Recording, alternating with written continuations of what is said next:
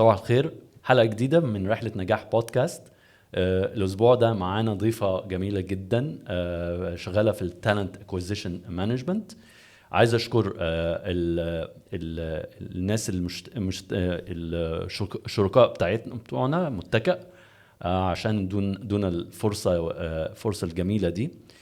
النهاردة معانا آية منير، صح؟ مظبوط acquisition talent partner. talent acquisition partner. ماشي. اوكي. وانا مبسوط جدا انك معانا يعني ويعني I hope ان النهارده يكون مفيد ليكي وللناس اللي بتسمعك يعني، ونقدر ننسباير الناس يعني. وانا يعني انا دايما بحب اجيب كل الناس الأصغر مني عشان هم كلهم عارفين أكتر مني، أحسن مني. حلوة الأصغر مني. يعني أنا كبير شوية بس مش لأن دايما أنتوا عندكم أفكار جديدة والجيل بتاعكم على طول عايز يتعلم، على طول عايز. احنا طبعا يعني بطئة شوية يعني شوية حبتين يعني. مفيش حد أظن مش عايز يتعلم، كلنا بنحب نتعلم طول الوقت whatever بقى الطريقة اللي نتعلم بيها ايه. بالظبط. شكرا انك معانا. ويعني عايز ابتدي، احنا اتكلمنا قبل كده وسمعت قصتك طبعا، ولكن انا عايز اعرف من البرسبكتيف بتاعك رحلتك شكلها ازاي يعني. اوكي، هي مش طويلة قوي، هي بقى لها 8 سنين تقريبا، داخلة في ال9 اهو. اوكي. انا ابتديت الكارير بتاعي من 2017 بس اكشلي انا متخرجة في 2013. اوكي. انا كنت متخرجة في كلية الآداب قسم آثار مصري، وعملت شفت للكارير ودخلت مجال الهيومن ريسورس. طبعا من الآثار للهيومن ريسورسز. شفت بقى ده بس هو برضو نفس الحاجة، ما الآثار هيومن برضو يعني ليه علاقة ده حقيقي. وكان لطيف ان احنا درسنا المجتمعات شكلها عامل ايه بالظبط. واكشن كمان كنت بسجل الماستر بتاعتي وعملت بري ماستر في الآثار. انا كنت مهتمة قوي بالحضارة والتاريخ والقصص بتاعتهم لطيفة جدا وفيها فاليو. which is بقى ده اللي هو ماتشد مع الهيومن ريسورس، ان انت اي ستوري بتخرج بيها من شركة مع حد بتقعد معاه فبتخرج بفاليو في الاخر. صح. فده الكومن ما بين الاتنين.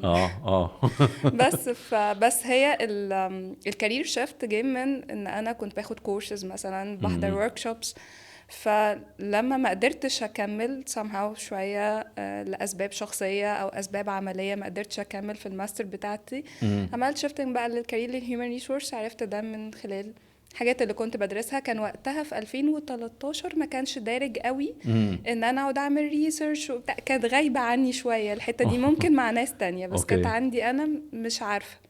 كان الافضل ان انا اسال بقى واشوف واخد اراء وكده.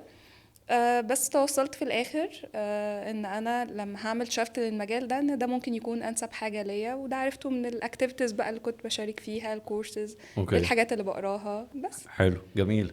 فبدأت الشفت، خدت عشان ما بقاش زي أي حد ما بيلاقيش شغل فيقول أنا رايح أشتغل في مجال الهيومن ريسورس.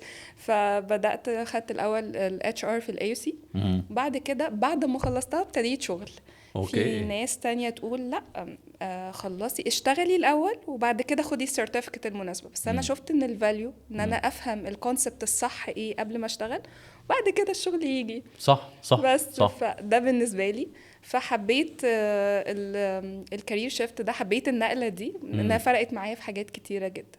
بس فالنقلة دي ما كانش حد مستغرب عندك في العيلة بتاعتك يعني أهلك قالوا لك لا يعني اديني كده المايند سيت اللي حصل عندنا هم اولد فاشون طبعا شويه ناس قديمه لطيفه أوكي. وكل حاجه. لا ما كانوش مستغربين، لان انا طول الوقت كانت والدتي بتسبورت معايا، تقولي روحي درسي ده، روحي اعملي ده. هي ممكن ما تكونش عارفه ليه، ممكن ما تكونش متوصله انا عايزه ده ليه او عشان ايه، او مش بتدخل في البيزنس بتاعنا قوي بتاع الشركات الكبيره، ان هي بتفهم بيزنس كويس. بس في الاخر هي كانت سبورتيف. طبعا بابا كان اكتر حد سبورت في الموضوع، سبورت مادي. مادي؟ طب ده جداً. كويس، ده مهم جدا يعني، ده مهم. يعني هو طول المراحل التعليميه بتاعتي آه. كان فعلا مش مؤثر معايا في اي حاجه، فكان جميل. very supportive. ممكن مش فاهمين ايه الكونسبت من اللي انا عايزاه هم او هم اللي اللي انا قالوا لي عاوزه هم اللي قالوا لك اوصله. ادخلي لا، كلية آثار. الاختيار كان انا اللي اخترت. أوكي. يعني انا اللي كاتبه بايدي الرغبات بقى وقتها. اوكي. تمام، انا اللي كتبتها. والدتي كانت عايزاني اطلع مدرسه زيها، بس انا خيبت املها. اوكي. لا ما عادي يعني، ما انا والدي كان عايزني اطلع سفير، خيبت امل برضه يعني. فلا، ما احنا بنختار اللي احنا شايفين هو بالظبط. ده طريقنا يعني. هما كانوا سبورتيف في المراحل اللي انا مشيت فيها، طالما اللي انا بعمله مش غلط صح. ومش ضد الطريقه اللي انا اتربيت بيها. فاين، اوكي تمام، أوكي. روحي جربي وشوفي. بس تلنا وهم سبورتيف برضو معايا في حاجات كتيرة بقى، معنويا بشكل كبير، متحمسين بقى للخطوات اللي باخدها، بيشوفوا البودكاست اللي بشارك فيها، مبسوطين قوي بيها. هايل. ويعني ايه المشاكل او الستراجلز اللي انت قابلتيها يعني؟ انا عارف طبعا. أوكي. انا عارف انك انت من المنصورة وجدعان برضو يعني. شكراً. عشان اعرف ناس كتيرة من المنصورة يعني. فقولي لي يعني، طبعا هي صعوبة يعني، لان انا اللي انا عايز اطلع منه مش بس نجاحي ك HR professional، وده مهم بالنسبة لي. لا، نجاحي كست مصرية عايزة تعملي حاجة مختلفة في مجتمع برضو صعب انك تغيري تفكير والمايند سيت. على مر السنين طبعا الموضوع بقى خلاص، هو يعني في حاجات صح. خطوات معينة انت المفروض تتبعيها as a lady يعني طبعا. فقولي لي ايه الستراجلز اللي شفتيها يعني؟ اول حاجه ان انا ابتديت بعد 4 سنين من التخرج، يعني ابتديت الكارير كله بعد في 2017. انا اتخرجت 13، فدي جاب تعتبر في السي في بتاعتي او في الكارير بتاعي. بس اكشلي هي مش جاب قوي، لان انا طول الفتره دي كنت بحاول ادرس، كنت بحاول اقرا حاجات جديده، بحاول اتعلم حاجات جديده، كنت بنزل حاجات كتير تطوعيه حسب الوقت اللي بيكون متاح. كنت بسافر عشان ادرس، يعني كنت باجي من المنصورة للقاهرة اوكي. كذا مرة في الاسبوع عشان ادرس الحاجات اللي انا عاوزاها، سواء بقى هي في كارير مجال الاثار او كارير الهيومن ريسورس. فكنت بقطع مسافات وبروح مشاوير كتيرة جدا. بس لما جيت ابتدي، كانت اكبر ستراجل معايا او اكبر ايشو بواجهها ان انا لازم ابتدي في الدلتا. يعني انا كنت مرتبطه بالمكان هناك اكتر، which is برضو ان البيزنس في الدلتا مش وايد قوي، يعني مش واسع قوي. هو كلهم سمول بزنس اونرز. ايوه. فحتى اوريدي احنا عندنا سمول بزنس، بس مش هقدر ان انا ادخل في مكان فيه مانجمنت وفيه هيراركي، فيها شكل لشركه كامل او ادارات او كده. هناك للأسف كان إن أنا بدخل في شركة بكون فرع تابع لفروع موجودة مثلا صح. في القاهرة أو لبرا مصر whatever. فاضطريت إن أنا ابتدي هناك. قعدت هناك 3 سنين. اشتغلت في مكانين ليهم فروع هنا يعني في القاهرة وليهم فروع في المنصورة. بعدين عملت حاجة لطيفة قوي عشان أدرس بقى الكوميونيتي هناك وأشوف الموضوع رايح لفين، هشوف بقى النكست ستيب بتاعتي ولا لأ. فعملت حاجة اسمها HR منصورة كوميونتي، عملت جروب كده على الفيسبوك وعلى الواتساب. بدأت أجمع الناس أو أوصل للناس اللي موجودين من الكوميونتي من المنصورة في كارير الهيومن ريسورس. فأول مرة تقريبا كان حد يعمل الحاجات دي، فالناس اتحمست وفي ناس شاركت وفي ناس بقت سبورت، في ناس بقت بتدعم الموضوع كمان كسبونسر، وفي ناس بقت تيجي تدي ليكتشرز فور فري عادي. فالموضوع بقى لطيف. بس الحلو من الكوميونتي ان انا فهمت احنا اخرنا فين. اوكي. فانا اخري اشتغل في فرع عشان ابقى في اسم شركه كبير، لا اشتغل في فرع صغير، في فرع، وعشان تروحي للهيد اوفيس دي غير بقى المنتاليتي. يعني انت بالظبط الناس اللي في الفروع هناك المنتاليتي بتاعتهم شويه احنا بنتعامل كاصحاب بزنس صغير. فطبعا المستوى بقى المنتاليتي نفسه، التقبل بقى الفكرة ايه الهيومن ريسورس والحاجات دي كانت متأخرة شوية هناك، مع ان هي هنا كانت واخدة خطوات واسعة جدا. اوكي، برغم ان هنا برضو متأخرة نسبيا للعالم. بالظبط. بس تخيل بقى لو هي هناك. بس فخدت الخطوة بعد 3 سنين تقريبا، او اكشلي بعد 2 سنين، لان انا قعدت سنة بدور. اخدت الخطوة ان انا خلاص هاجي هنا القاهرة وادور. حاجة جاية محروسة جاية بالظبط. فخلاص اوريدي كمان عشان كنت ستيل بدرس، يعني كان في كورسز لما بحتاجها كان ممكن لازم لو هحضر اوفلاين اجي هنا. فخلاص خدت الستيب ان انا اجي هنا. فدي بقى المشقة التانية. الحمد لله بابا كان سبورتيف معايا قوي في النقطة دي، ما كانش عنده اي مشكلة معايا، ما كانش عنده اعتراض خالص. فبالعكس يعني كان دايما مهم جدا ان يبقى دايما يبقى في حد سبورتيف يعني زي باباكي يعني عشان تنجحي يعني. ولو مش هتنجحي لازم تزقي عليهم. لان انا اشتغلت مع يعني وقت ما كنت شغال في شركة تريننج، كنا بنروح المحافظات، رحنا اسكندرية ورحنا بورسعيد ورحنا قنا. بالنسبة لي أنا كاكسبيرينس يعني طبعا بتوع اسكندرية أقرب ناس عايزين ينجحوا، عندهم الموتيفيشن. بتوع بورسعيد مشكلتهم إن 99% من الناس الحاضرة كانوا سيدات. فطبعا انا ترينر يا جماعه والله. انا مش حل المشاكل العائليه طبعا. كل واحده فيهم عايزه تيجي، في منهم عايزين ينجحوا وفي منهم مش عايزين ينجحوا، وانت فاهمه طبعا يعني الاسباب المجتمعيه. يعني في ناس جم قالوا لي اصل خطيبي منعني ان اسافر. تحصل. دي طبعا it's up to you. يعني انت الشخص لازم هو يبقى عنده القدرة ان هو يقدر يغير المايند سيت بتاع الناس القريبة لو عايز ينجح. لو مش وبعدين خدي بالك، انت لما بتنجحي بعد كام سنة الناس اللي كانوا معترضة بيسقفوا لك. فمهم جدا يعني. فانت والدك ما شاء الله ساعدك كتير، ووالدتي برضو اكيد. اوكي.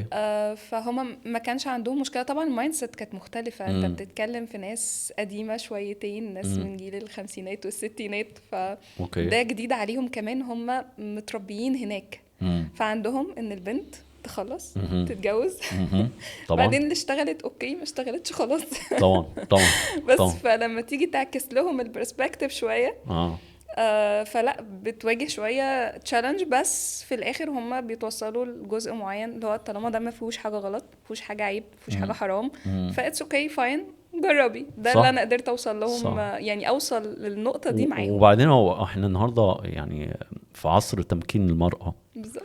ومش عشان يبقوا يعني بص انا بشتغل مع الستات كتيره جدا في الامباورمنت بتاعت الومن. هي فكره الشغل مش انك يعني للست مش عشان تكوني في نفس مستوى الراجل. هي فكره الشغل عشان يبقى انت مخك شغال، تكبري، تتعلمي حاجه. لان لو يعني مع احترامي للستات اللي بتقعد في البيت، لو ما اتعلمتش حاجه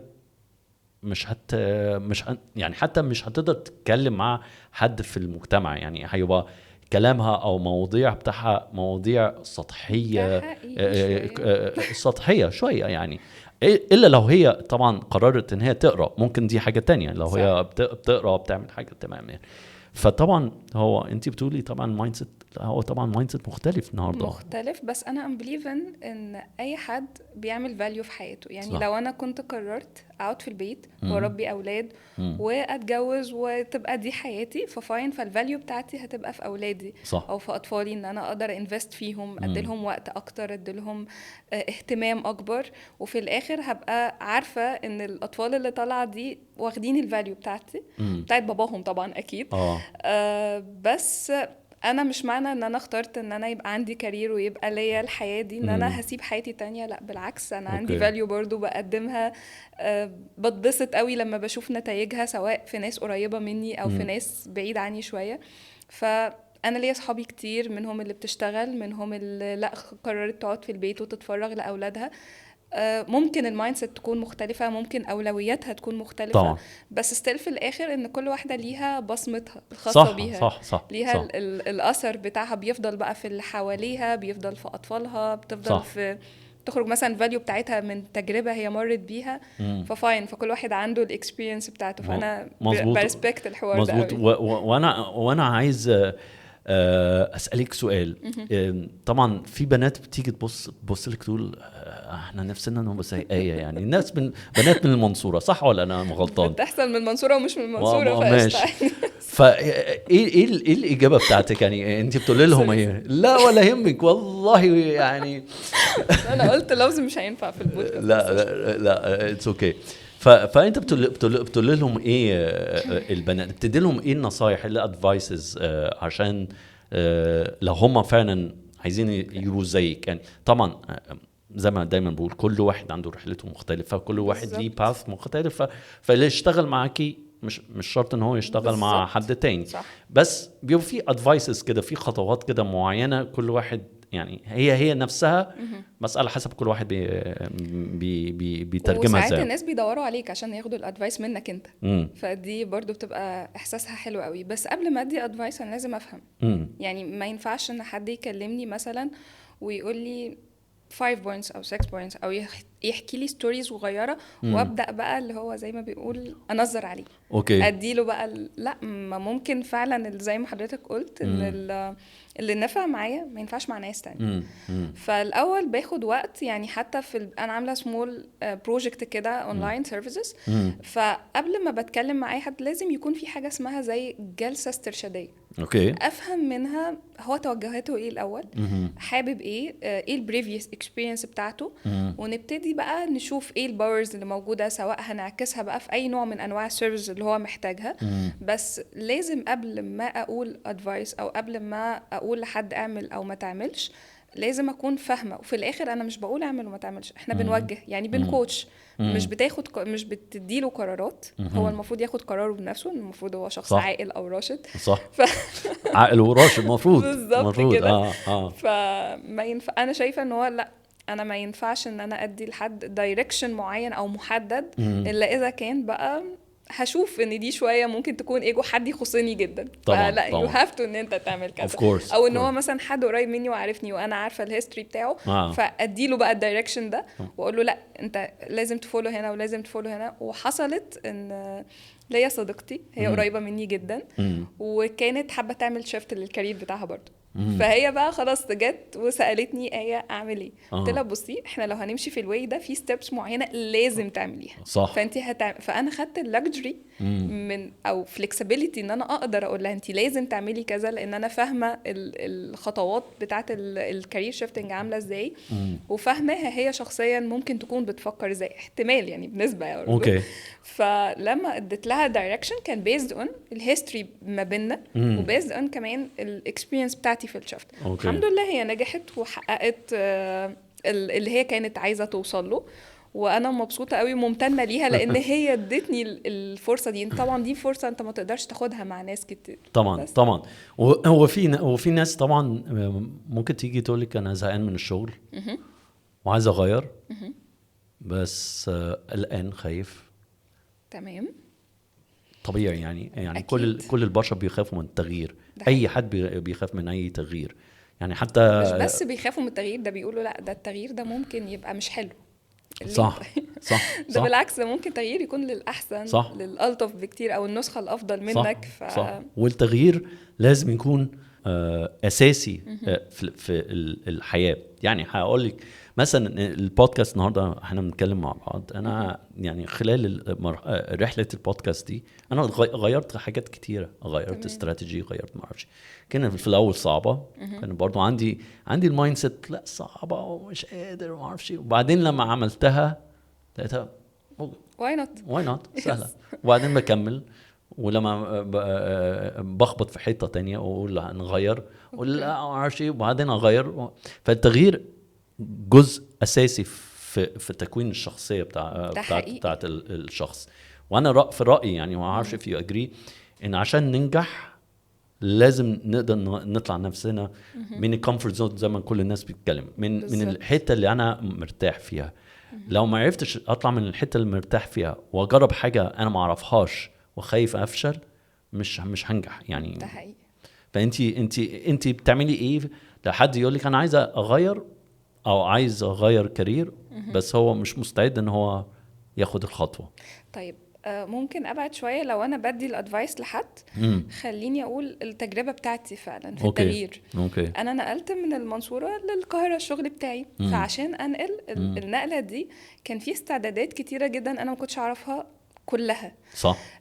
ففي كمان حاجات كتيره مختلفه في المايندسيت هنا عن هناك وكمان ان انت تجيب حد يشتغل في وظيفه اداريه من بره الاريا اللي انت بتدور فيها دي شويه ريسكي.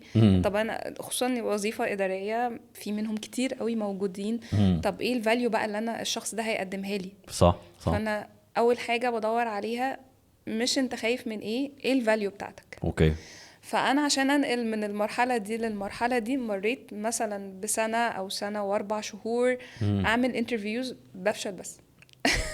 شكرا. خش مع ان انا بتاعت هيومن ريسورس تالنت اكوزيشن بشتغل مينلي على الانترفيوز بس بفشل بس. انا كويس جدا انك قلتي الكلام ده. بفشل بس. كويس جدا. عشان الناس هتفتكر ممكن تفتكر انت بتاع تالنت اكوزيشن يبقى انت شاطره في الانترفيو. لا ما مش شاطره زي الناس فاكره انا مايندفولنس كوتش مش لايف كوتش. مايندفولنس فانا بتاع اليوجا والمديتيشن وهم فدايما فاكرين ان انا دايما هادي واخد كل حاجه كول بس يعني. ما بتعصبش وما بزعلش وما بتضايقش وده غير حقيقه يعني. انا لو عملتش كده ولا اتعصبت ولا اتضايقت ولا زعلت ولا فشلت ولا عيطت ولا اي حاجه لا انا تلنا ولو رايحه مقابله لازم اخد البريباريشن بتاعتي قبلها. صح. يعني انا بقول للناس كلها يا جماعه لو رايحين اي مقابله خدوا اليوم اجازه. صح. ليه تروح الشغل وتشوف مديرك اللي انت متضايق منه؟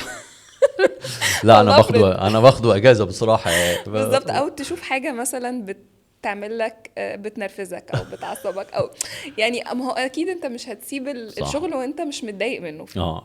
احنا بنوصل لمرحله ان احنا نوصل في الشغل ان احنا متضايقين من حاجه معينه. مش لازم يكون من مدير، ممكن يكون ان مفيش كارير باس. صح. تمام. طبعا. ممكن ما يكونش فيه انكم كويس فبدور على حاجه احسن. ممكن تكون حياتي اتغيرت فبقى فيها مسؤوليات اكبر فبدور على حاجه انسب. ممكن عايزه اتطور في حاجه ما بتعلمهاش انا عايزه اتعلمها في مكان تاني. فانا مع اي حد في التغيير ده. بيبقى مخيف مخيف. بس لازم في قبلها شويه ستيبس شويه preparation. لازم يبقى عندي النو هاو بتاع انا رايح فين. صح. او هعمل ايه. لان انا لما بدخل مكان انا بقدم فاليو وهو عايز الفاليو بتاعتي دي عشان هي مش موجودة عنده او موجودة وناقص منها جزء. فهو بيدور على الجزء ده. فانا امتى هوفر في نفسي الجزء اللي هو محتاجه وابتدي اشو بقى ايوه انت محتاج مني ايه وانا هقدر اساعدك فيه. بالظبط. طيب دايما انا احب اعرف منك ايه اللحظه البيفيتال مومنت اللحظه المهمه جدا اللي اتغيرت في رحلتك يعني. لما فكرتي كده دي هي دي يعني هي دي المومنت اللي انا عملت الشفت من اثار للهيومن ريسورسز. كانت ايه بقى؟ اوكي. هي المومنت ما كانتش في الشفت. هو انا كل يوم عندي مومنت بحس ان انا فيها رحت من مكان لمكان تاني. كل يوم لما بقعد افكر مع نفسي واشوف انا كنت فين ووصلت لايه وعايزه اوصل لايه ومعايا دايما النوت بتاعتي اللي انا بكتب فيها ايه اللي انا عايزه اعمله السنه دي وحققت منه ايه. طب ايه الحاجات بقى اللي هتبوستبون او هتروح للسنه الجايه. فدايما المومنت دي موجودة عند الناس اللي بتدور ان هي يبقى عندها فاليو او بتدور ان هي تكون مؤثرة فعلا. انا مش فارق معايا قوي ان انا اثر في ناس كتير على قد ما ان فارق معايا اللي انا بعمله ده اكون حاسة بيه ومبسوطة بيه. ان وانس ان انت تكون مبسوط بحاجة انت بتعملها هي لنفسك هتدي اكتر. ممكن تكون المومنت دي ساعات بحسها في البراندنج بتاعي على لينكدين. اوريدي اشتغلت على البيرسونال براندنج بتاعي خصوصا لينكدين. ممكن ما يكونش في البلاتفورمز التانية بس دي الانتشار الاوسع بتاعي. لقيت طب انا بقدم ايه. الفاليو بتاعتي بتيجي من الكلام اللي انا بكتبه لان انا بحب اكتب. ممكن تكون بتيجي من فيديو بصوره وبقول فيه ادفايس حاجة اوريدي، اي فيديو انا عملته بقول فيها ادفايس في كارير معين او في حاجة معينة هي اوريدي حاجة انا مريت بيها وفشلت فيها.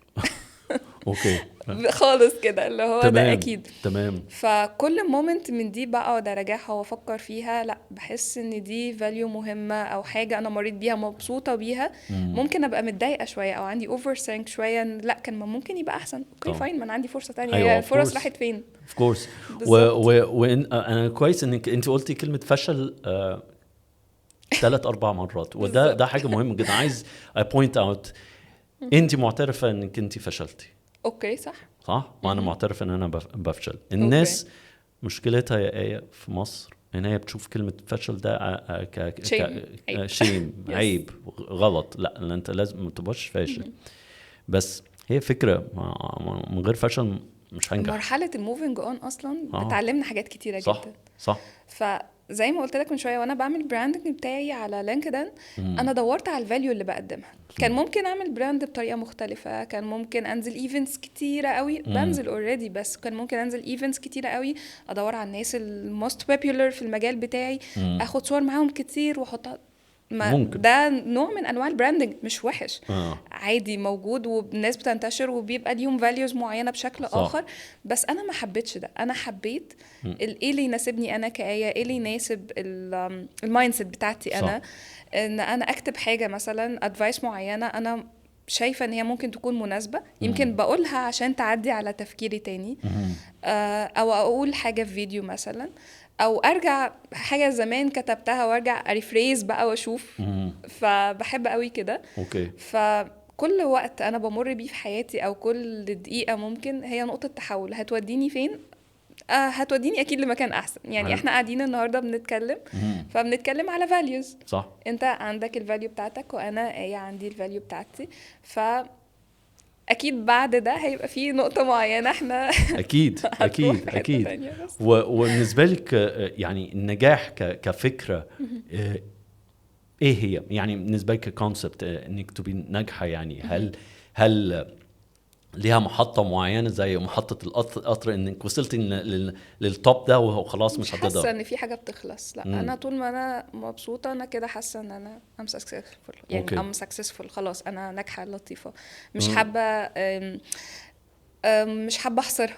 اوكي. مش حابه احط لها حدود معينه، لان ممكن انا عملت كارير شفت من 8 سنين او 9 سنين، ما اعرفش ممكن بعد شويه ايه اللي يحصل، ممكن اشوف تاني حاجه الاقي نفسي فيها طبعًا. اكتر. طبعا. واكشلي انا ممكن اكون برتب لده برضو.